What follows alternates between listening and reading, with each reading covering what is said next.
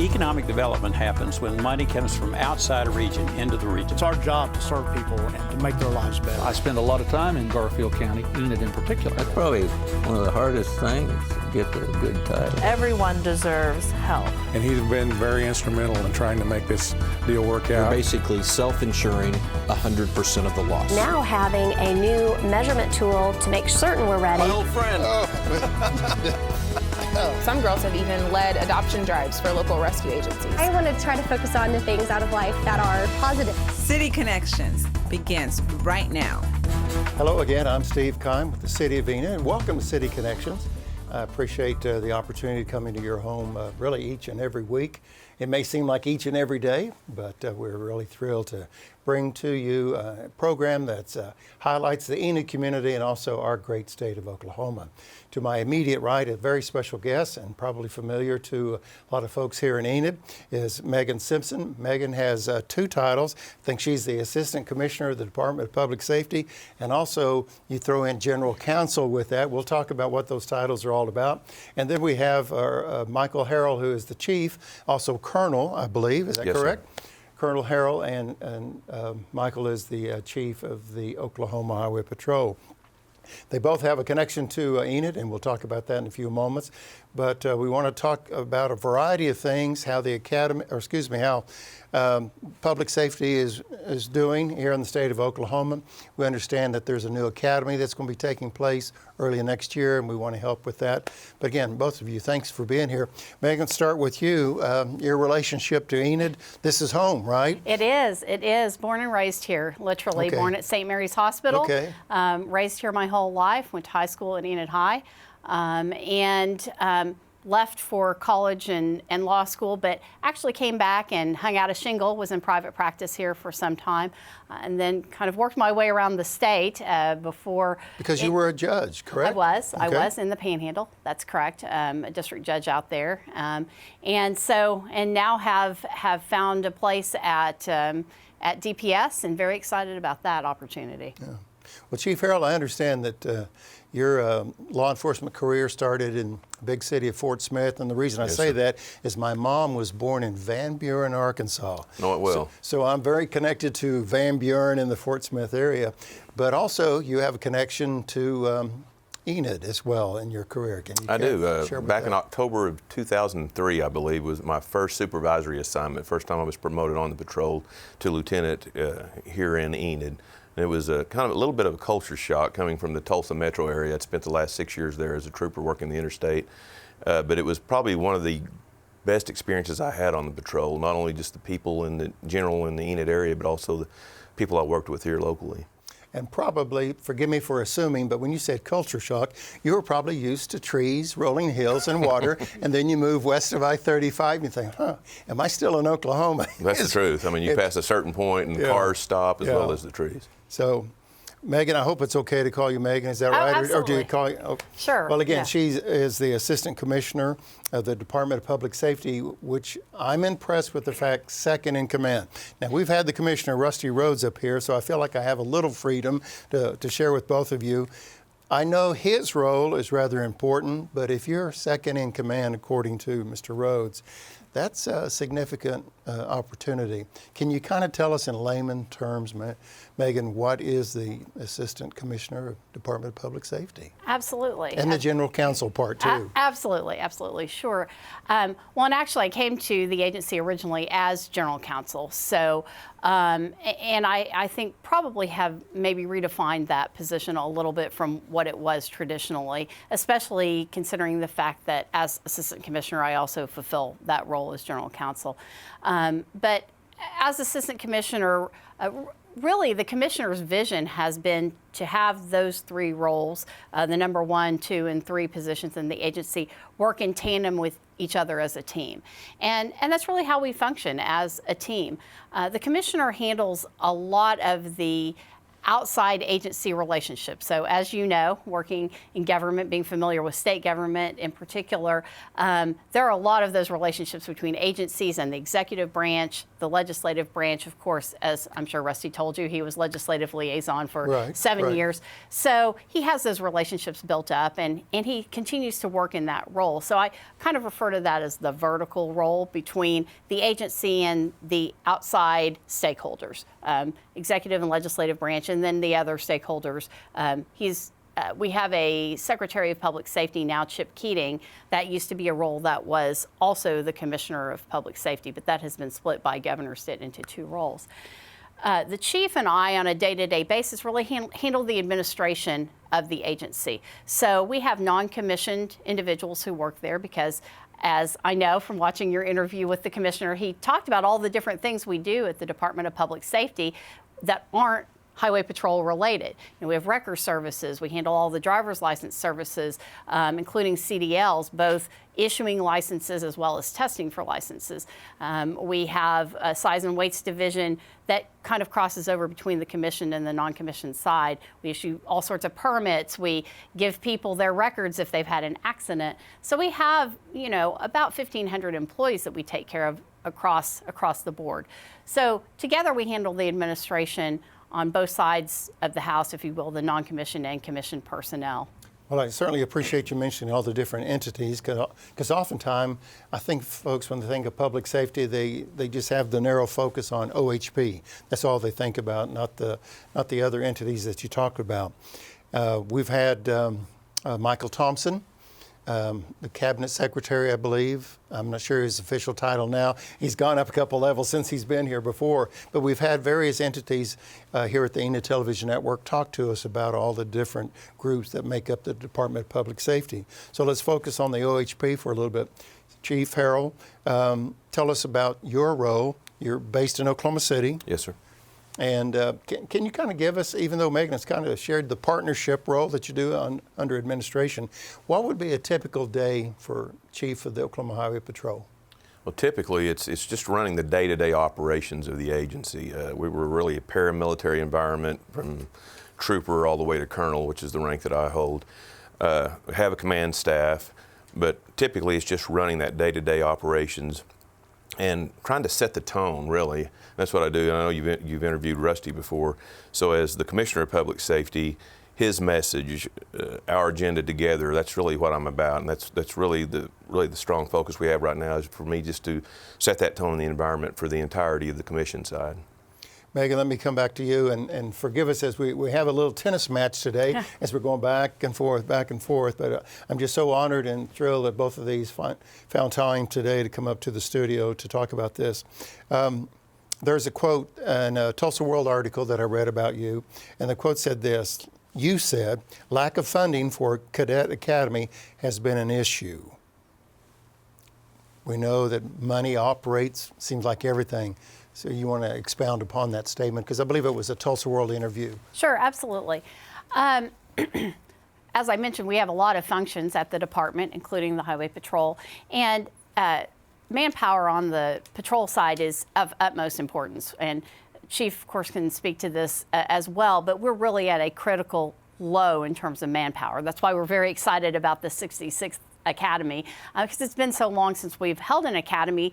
You've still got to feed that pipeline, because you've got troopers all the time retiring, and you've got to have some feeder underneath. So in the past few years, we've found that money would be allocated, or we would discuss having an academy, and then it would be diverted for more immediate needs. And as you know, those also come up in the department. We'd have a critical need, a crisis situation, something that needed immediate intervention, and there was diversion of those funds. And so that's what I meant in talking about the funding. We are so fortunate, and again, the Chief will expound on the 66th Academy and this blended academy that we've created, because we had the opportunity to receive resources from the legislature and from our wonderful partner at OTA that has sponsored our academies before. The opportunity presented itself to blend that money together to have a very large academy for us, 80 cadets coming in, so that we can shore up as quickly as possible the critical manpower need that we have right now out in the field, and it's due to those years that we've unfortunately had to divert funds to very necessary functions as well, but just a diversion of funds. Chief, here's a great opportunity. I think Megan has set the stage to talk about the 66th Academy. You were in Academy 48. 48? I was trying to recall that number. So would you say from 48 to 65th Academy, what would be the major changes, if anything, that comes to mind? Major changes with the actual academies or just... Yes, the academy. Do you feel like the curriculum has expanded? I mean, it's more... yes, more challenging, if you will? I don't know if it's more challenging. I think, just as times change, so goes the curriculum also, and the people that we recruit change also. So we're constantly looking and trying to meet their needs, not only theirs but ours also. So yeah, it changes to an extent. I mean, as laws change, use of force issues come to light, and so we kind of morph with whatever is going on at the present time. Well, later on in my visit, I'm going to ask you what the ideal candidate will be, and we'll save that for the end of our visit. Okay, the 66th Academy. Tell us about when, where, how can somebody be involved, who should consider this opportunity. And one of the reasons I ask that is because we here at the Enid Television Network, we want to promote this all the way up to, I believe, August 31. So yes, sir. You want to fill in the blanks for the 66th Academy, yes, sir? Sir. First and foremost, thank you for allowing us to come and get our message pushed out, because that's what it's all about, is trying to get this word out to everybody across the state. So it's not only here in the metro areas, but in all the rural areas of the state. Really did have a great opportunity. We were going to start an academy at the end of November of this year, but it was going to be, because of money restrictions or financial restrictions, it was going to be about 40 people, I believe. Correct. And through some of the work with the legislature as well as the Oklahoma Turnpike Authority, we were able to capture 2 sets of monies for a single academy, so we can bring everybody together for about an 80-man school that will start at the end of February in 2020. And what that will do, we've got people out there all over, in all of our field troops and some of our special service troops that have been shorthanded for several years now. And this will allow us to have an initial large influx of people out there to fill some of those gaps. So that's something we're really looking forward to. There was a period of time for years that we had an academy almost every year, but I think my academy in '95 was the first one in 2.5 years after the one in '92. There was a 2-year gap after mine to '97. And then we started having fairly regular academies, but there are things that do come up and things have to be diverted, and that's kind of caused us to kind of get away from that habitual training session, so to speak. Can you provide us, and we'll put this information on the screen, can they reach out to your office in Oklahoma City? Is there a phone number to call? Is there a number you've got committed to memory? If not, we'll just place it on the screen. But somebody... I have committed to memory, actually. All right. I do.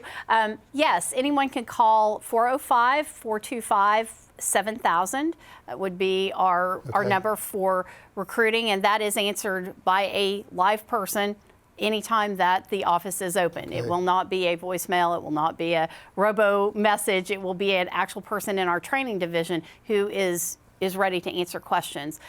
You can also get the information online at jointheohp.com or ohptroopers.com.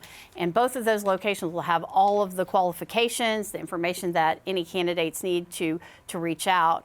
Of course, since our cadets are state employees, they have to go through an online application like another state employee would do. So all of our applications are taken online, but those websites as well as that telephone number will give candidates all the information, potential candidates I should say, all the information that they would need to know if they would like to apply. And we'll take a break here shortly, and we'll have that information later in our program and at the end of the show as well. Well, we're fortunate that we have the opportunity to kind of debut, if you will, a recruitment video for the Oklahoma Highway Patrol. It'll just take a couple minutes of your time, and let's watch that right now.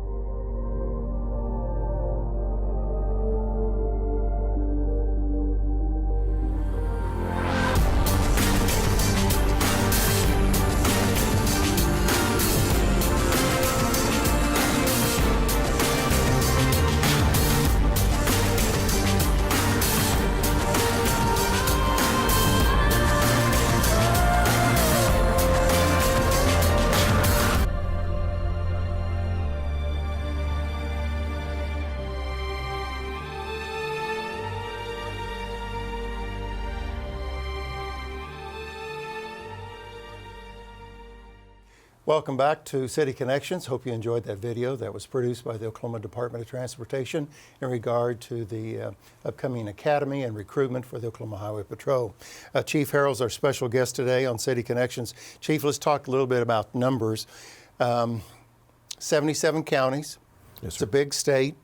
A lot of people or a lot of troopers on staff, but I'm sure there's always a need for more. And you have retirements. I'm sure it's a juggling act to make sure the staff is the way it is. So kind of describe, because some people watching, they're curious, how many troopers are on staff or on the roads? And where do we need to be? Excuse me. Okay. And you're right, we're 77 counties. We have 13 field troops in the state of Oklahoma and just strategically located throughout the state. And that's really where our greatest need is, the necessity right now. We're probably in the 740s, somewhere in that region right now, and the number we're trying to get to kind of waffles back and forth. They've done a couple of studies here as of late, from 1,024 to 1,042 troopers to do the job that statutorily that we're required to do. So we're around 300 people short as we speak. The vast majority of those 300, though, need to go to the field. And normally, at the conclusion of an academy, those people that graduate those academies do go to one of those 13 field troops. And it's only after a certain amount of time they become more of a seasoned trooper that they can actually transfer over into one of our special service divisions. So when an individual hears about, and that leads into my next question about all the different troop locations. There's Troop J, if you will. What determines those locations, and again, how many are those different designations across the state? There are the 13 different field troop designations, okay, from Troop A in Oklahoma City, B in Tulsa, C in Muskogee, D is in McAllister, E in Durant. We try to cover every part of the state. F's in Ardmore, G in Lawton, H in Clinton, I is out in Kime. So, I mean, we're from every single part of the state. It goes A through M being out in Altus. And then we also have a multitude of special service assignments. Troop O is our aircraft division. We have the BT, which would be the bomb squad, and they service the entirety of the state. So some of these, not unlike Troop O or the aircraft division, are actually stationed or set up in the Oklahoma City metro area, but they service the entirety of the state. And the bomb squad is one that, I mean, they're on the move constantly to every part of the state. We've got a motor division, a motorcycle division, that both in Oklahoma City and in Tulsa. They are headquartered out of Oklahoma City, but we've got a separate detachment out of the Tulsa area. We've got a dive team we're on constant loan out across the state, especially in this part of the year when you got so much lake traffic.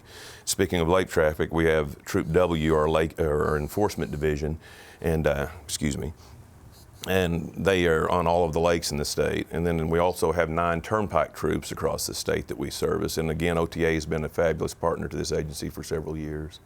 So when you're talking 700 people, there's a lot of opportunities. And again, if you go to the state capitol, you will be greeted by a trooper as well. And there are troopers, I believe, that are assigned to the travel with Lieutenant Governor and different individuals, and the governor as well. Megan, this may be for Chief Harrell question, but I want to direct it to you first. There's this upcoming regional testing effort. Can you address that, or sure, you can defer if you want? But no. As I said, both of you know. We do. We work in tandem on everything, and the academy is one of probably our 3 major pushes throughout the agency, Real ID and mobile driver's licenses being the other 2 on the non-commissioned side. But so regional testing is a very exciting opportunity for potential candidates to have yet another testing opportunity. What we find is there's a lot of interest and excitement and investment out in rural communities. Of course, I've served most of my career in rural communities, mostly in western Oklahoma. So I understand how far it is from everywhere, including Kime, to Oklahoma City, because I served there for 5 years as a prosecutor. And we can't forget the big city of Buffalo. That's right, Buffalo, Cordell. Shout out to Cordell. So all those communities, we were talking about this on the way up here. They may not know the chief or our lieutenant colonels by face, but they certainly know their local trooper. They know who the local trooper is. They know who the people are that are serving in those communities. And so the recruitment effort, really steering that much more toward those regional troops of course, they also need the help, but the people who want to stay in that community and serve their own community, we're giving them an opportunity to also test in their own community. It is difficult to find 5 hours each way from Kime to drive to Oklahoma City, for instance. So right now we are working on scheduling testing opportunities in August and September in McAllister, Lawton, and Weatherford, as well as the Oklahoma City and Tulsa metro areas. That just affords yet another opportunity for candidates, potential candidates who might already have a job in that community, family, other obligations, to be able to test right there. And I know the chief can talk a little bit more about what that testing includes, what would happen at a regional testing opportunity. But we just feel very committed to going to those candidates because, of course, then now that we're offering residency contracts as part of the agreement, they can go back, if there's a slot in that troop, they can go back to that troop and be guaranteed if they make it into the academy, they'll be going back to their home area to serve after they graduate and successfully complete the academy. So it's an exciting time and a great opportunity for people, especially out here in Western Oklahoma. And we're thrilled that we're able to get some of the information out there to help your departments and also someone that's interested in this type of career. Well, the 66th OHP, Oklahoma Highway Patrol Academy, is coming up early next year, but the application process goes till August 31st, I believe. So don't procrastinate, get busy and fill that out. We're going to take a short break, but when we come back, we'll talk to the chief again and ask him about the ideal candidate, and then we'll talk to the Assistant Commissioner of Department of Public Safety, Megan Simpson, and ask her what we can do to help her and that department out. Thanks for joining us on City Connections. We'll be right back after this.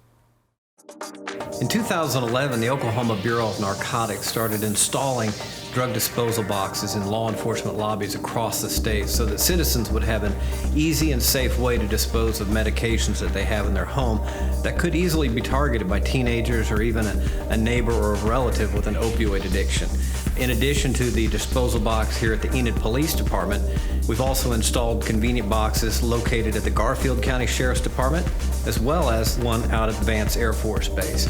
And we would encourage the public on their way to school, taking the kids, or on their way to work to just bag up their medicine and put it in one of these boxes, no questions asked, here at the lobby of the police department or at the sheriff's department or out at Vance so that they can be safely disposed of.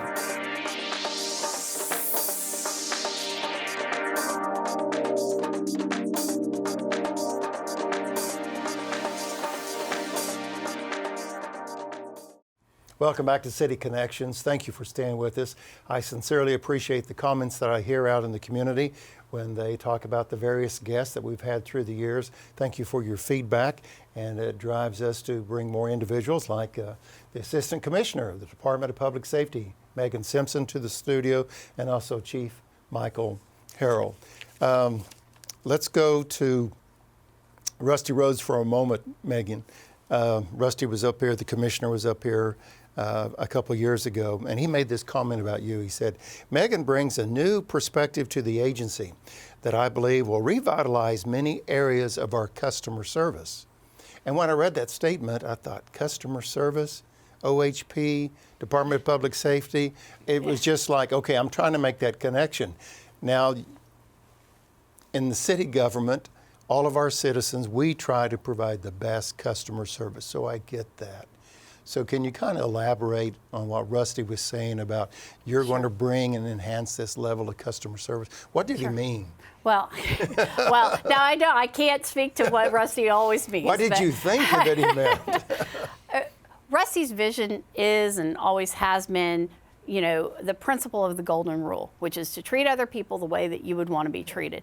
And he strives to work for the agency at all levels and all ways to apply that to the way that we do business, whether that's internally to our internal customers from division to division or outside to our external customers, which would obviously be the citizens of the state of Oklahoma.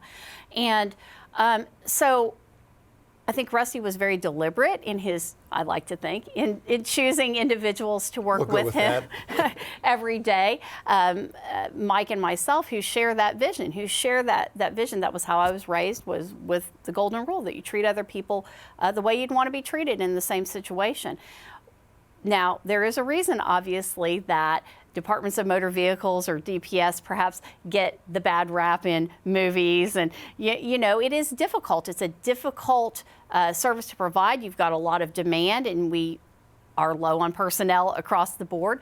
But I think it's executing what he means, I hope, is executing his vision of giving the best service both to each other as employees, but also to the customers in the state of Oklahoma. I often say, the people in the agency would laugh because they've probably heard me say it a dozen times, you have to put your own oxygen mask on first. You have to take care of your employees internally first before they're able to give good external customer service. Sure. So we're working on both of those aspects of customer service. We're obviously coming up on a big push on Real ID. And issuing those will be our responsibility. And we want to make sure that our house is in order before we start that influx of people who are going to be requesting those enhanced IDs. So I hope that that's what I bring to the table is carrying out his vision and trying to treat people with respect, dignity, looking at them as our customers, really, which is a culture shift, I think. Chief Harrell, you've had an extensive law enforcement career, and my next question is, again, not to put you on the spot, but what would you consider one of the greatest, if there is a greatest, if that's the right term, misunderstanding regarding the OHP? Probably the greatest misunderstanding is that we are simply a highway patrol. That's the job we do. We patrol up and down the interstates and state and U.S. highways and county roads in the state. We've morphed into something so much greater. I mean, we are the single law enforcement entity that is very apparent in all 77 counties. So you're not always going to see some other agency. Some of the other agencies at will can be called in, but we actually have a physical presence in all 77 counties. And because of that, we do so much more. We've got an investigations division that's one of the top investigation divisions in the nation right now, and then they do not only things for us internally, but they provide a lot of external support for a lot of different agencies, even a lot of the federal legs of the agencies. So that really is probably the probably main misconception, is that we are simply just a highway police, and that's what we do. We do, again, so much more between all the special service divisions that we talked about earlier, and we are probably the largest agency as far as being an assist agency in the state. Always ready, always there between our tactical teams, sending them all over the state, our bomb squad like we talked about earlier. We're just have so many different facets of this agency that people really don't ever think about, and so that's probably the greatest misunderstanding. And one of the things that I'd like to highlight is my involvement with Special Olympics for 20-some years. OHP was always a big part of the Summer Games, Special Olympics. And so there's the give back to the community all across the state of Oklahoma. I know that is one very visible opportunity with Special Olympics Oklahoma, but I know that's just one of many.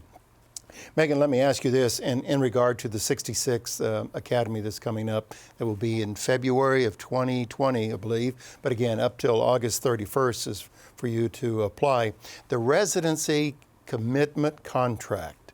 Yes. Can you explain what that is? Sure. I think this is a new feature. Or? It is. So there have been contracts in the past, and the chief can speak more to what the content of those were. But really, this new approach is the opportunity to extend to candidates, and I compare it, I guess, to the Greek system, to the bidding system. You know, they're able to pick up to 3 troop preferences where they would like to be placed if they successfully graduate.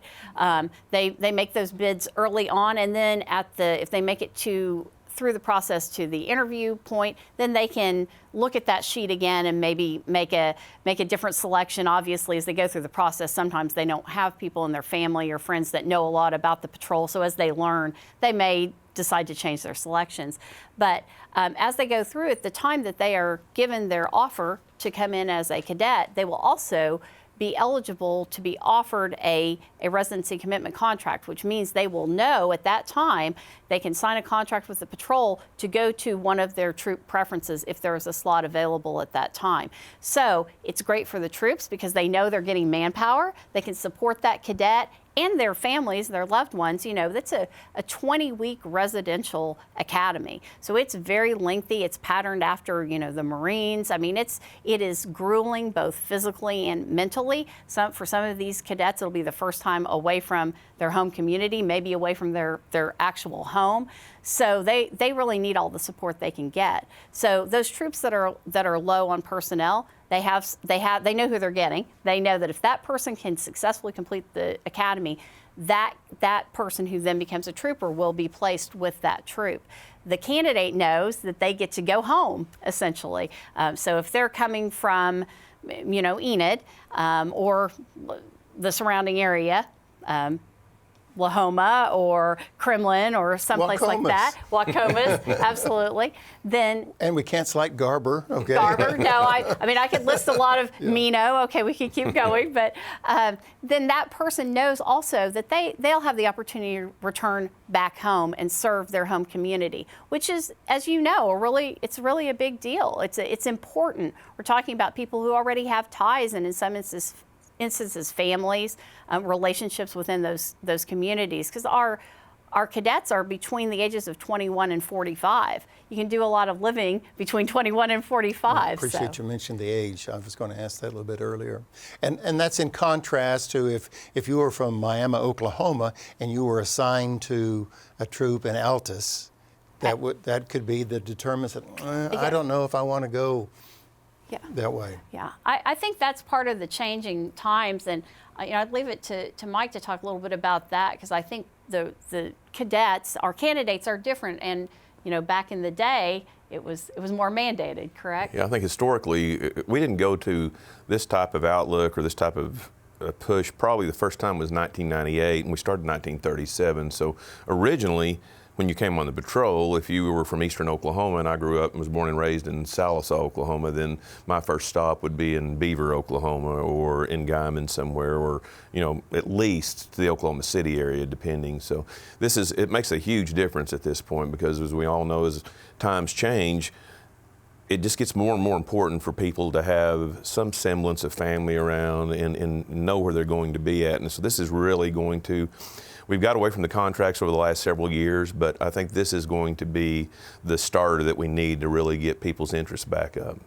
Chief, this is a great lead into what is the ideal candidate.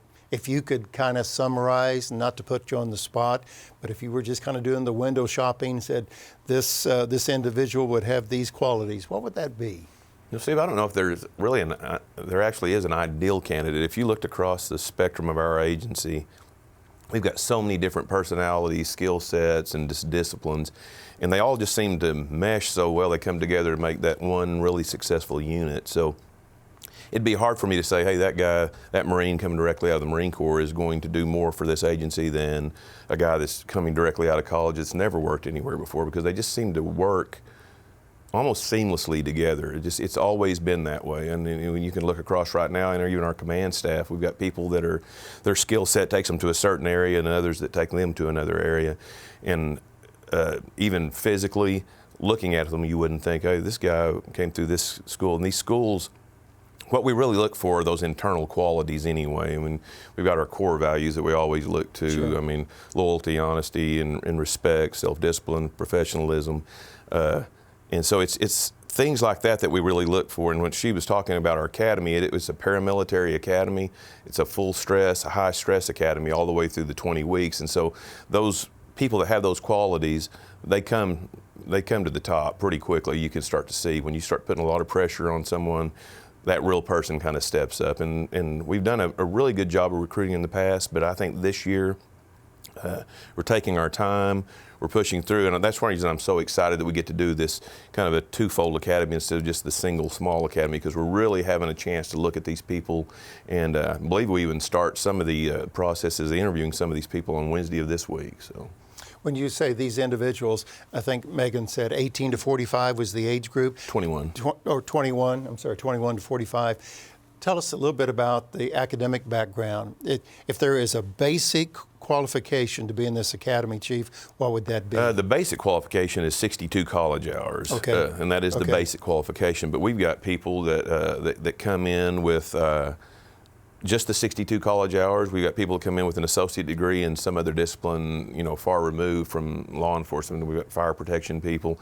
We've got a number of people that have undergrad degrees, but they span the spectrum as far as the line or field of study. We've got a lot of graduate students. In fact, I had one of the people in my academy had just finished law school when he came in and is still with the agency. So we've got people from every walk of life. It would be hard for me to say that just because you have this amount of college and in this discipline, that's what we're really looking for, because we've been so successful with how we've done it in the past. Yeah. And I might mention that if you are coming from the military, you can apply 30 hours toward that 62 hours. So if you're coming out of the military, there's also that opportunity to substitute some hours. And we're continuously reassessing this process as we're looking at our candidates, because our candidate pool is changing, obviously, and shifting. And there really, I agree, there isn't an ideal candidate. So we may have seen some changes to some of those requirements, and of course some of our external requirements, like the body art policy. We've loosened up on that. So we used to allow less tattoos, or tattoos being covered with, you know, the sleeves. We've loosened up on that, but I always like to say to people, the external package may change, but the internal qualities that the Chief mentioned, which are part of the patrol creed, that's always what we're looking for internally. So those people will always be the same regardless of what package they come in. I appreciate you mentioned that about the military, because we have such an audience here in the Enid area. Absolutely. With military and that the criteria you're looking for. Well, one of our final questions, I'll direct this to you, Megan. Assistant Commissioner, Department of Public Safety. That is a long title for a small business card. But as citizens, and here's your opportunity to talk to our television audience, as citizens in Oklahoma, what can we do to assist you to meet your mission, your goals, your dreams for the organization? Is there something specifically that we could do? Gosh, I don't know that I can say anything specifically other than, you know, we have lots of good people that work every day at our agency trying to deliver the best service possible. On quite frankly, limited resources, sometimes antiquated systems, which we're upgrading right now. Kind of sound like city government. Oh, every government, right? I didn't say that out loud. You know, it's a difficult job. You know, dealing with the public can be stressful, and you know, it's of course a stressful time for people coming in. We just ask for a little bit of patience, maybe a little bit of the same golden rule for our employees who really are dedicated, and there are, you know, they're everybody's neighbor. There are coworkers, you know, we refer to them because they are our coworkers. And neighbors and friends and fellow Oklahomans, we all have the same goal, which is better services, you know, more opportunities. And so just work with us. We're moving toward a better day, and we remain open to input and, you know, information about how we can do better. Prefer not just complaints, but maybe a constructive comment about how we can improve. Because we're always looking for opportunities to partner with our customers. So, well said. Chief, I want to kind of give you the last word. It could be a joint venture here. Oh gosh, I don't know about that. On the last word. But Chief, I was just going to have you just give us kind of a quick summary, the 66th Academy, give us some dates, information where they can reach out, and if they can just reach you for questions, or how would an applicant move forward after they see this interview? Well, like we talked about before, we opened up the application process, I believe, on the 24th of this month, and it runs through August 31st of this year for an academy that's set to begin on February the 28th, I believe, of 2020, and allow 80 qualified candidates to come on board on the patrol. And again, very, very excited, because I know we talked about the Full Stress Academy before. Under normal circumstances, we have about a 20% attrition rate. So really looking for the best case scenario of guys and girls to come on board and push this forward. But they can always they could always contact me direct. And I think that's one of the things that we're trying to get changed this time is probably that engagement from in the highest levels of the agency. The testing sites that Megan spoke about, not only Oklahoma City, Tulsa, but the other rural sites, I will try to be at each site on each of the test dates in order to entertain questions and just to stand by and watch, because again, those the Cooper testing, if you're familiar with that, the physical testing, the military, they used to use the 1.5-mile run, the push-ups, the sit-ups, the 300-meter sprint, stuff like that. It's pretty taxing, and they do them one after another in those days. So anything that we can do in order to further their want and wish in order to join the patrol, that's what we have to do this time. That's what we've discussed kind of openly between the three of us, the commissioner, the assistant commissioner, and myself, is us being totally in and engaged, whereas maybe in the past, maybe not so much. So really appreciate the opportunity again. It's my pleasure. And seems very trustworthy coming from Salisal Black Diamond, right? Yes, sir. In case you're wondering, the Black Diamond is the mascot of Salisal. So, Megan, Simpson, thank you very much. As an Enid resident, thank you for taking time to be with us today. Any closing comment, or are we good? No, I'm glad to be here and proud to still be an Enid resident, even though I'm working in Oklahoma City. So thank you for having us on and giving us this opportunity. My pleasure. Thank you both. Thank you, sir. And thank you for watching and being with us on City Connections today. My very special guest, Megan Simpson, again, is the Assistant Commissioner and General Counsel for the Oklahoma Department of Public Safety. And we also have the OHP Chief, Michael Harrell, with us today. So thank you both, and thank you for joining us. Until next time, this is Steve Kime with the City of Enid. Make it a great day. Thanks for watching.